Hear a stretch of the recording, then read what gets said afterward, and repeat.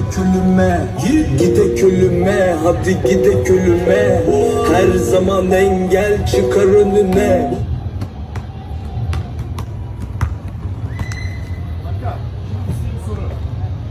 Sadece voleybol oynayacağız mı, oturacağız mı? Oturacağız mı?